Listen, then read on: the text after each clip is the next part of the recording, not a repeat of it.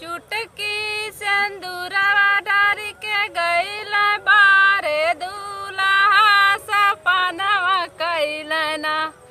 हमरे नैहर कलोगवा सपनवा कइलना हमरे नैहर कलोगवा सपनवा कइलना हमरे नैहर कलोगवा सपनवा कइलना हमरे नैहर कलोगवा सपनवा भइलना सपना त भइली हमारी मैया यार बढ़ाई तीन जवानी हो मैया ना पलली ना वही महीनावा जवानी हो मैया ना पलली ना वही महीनावा जवानी हो मैया ना रखली ना वही महीनावा जवानी हो मैया ना रखली ना वही महीनावा जवानी हो मैया ना चुटकी सिंदूरवा डार के गइल बारे दूल्हा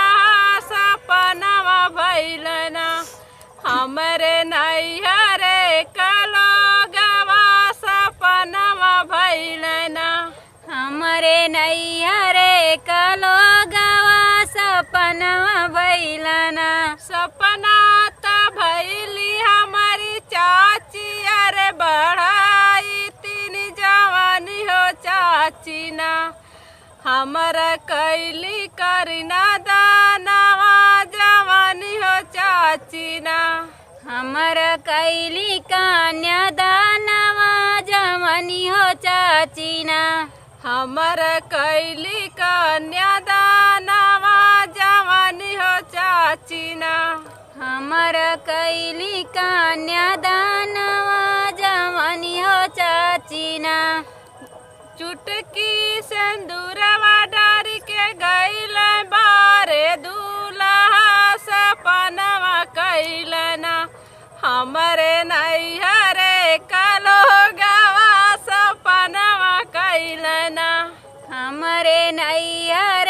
कलोगवा सपनवा कइलना हमरे नैहर कलोगवा सपनवा कइलना हमरे नैहर कलोगवा सपनवा कइलना सपना त भइला हमरे भैया से भतीजवा जवान हो भैया ना हमरा लौआ यार परी छल जवान हो भैया ना हमरा लौआ जे परी छल जवानी हो भैया ना हमरा लौआ यार परी छल जवान हो भैया ना हमरा लौआ यार परी छल जवान हो भैया ना चुटकी सिंदूरवा डार के गइल बारे दूल्हा सपनवा कइलना हमरे नैहर कलोगवा सपनवा कइलना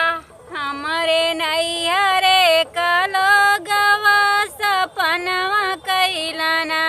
हाय फ्रेंड्स, हमारा सहाना अगर आपको पसंद आए तो लाइक कीजिए, शेयर कीजिए और हमारे चैनल को सब्सक्राइब कीजिए और मिलते हैं नेक्स्ट वीडियो में। तब तक के लिए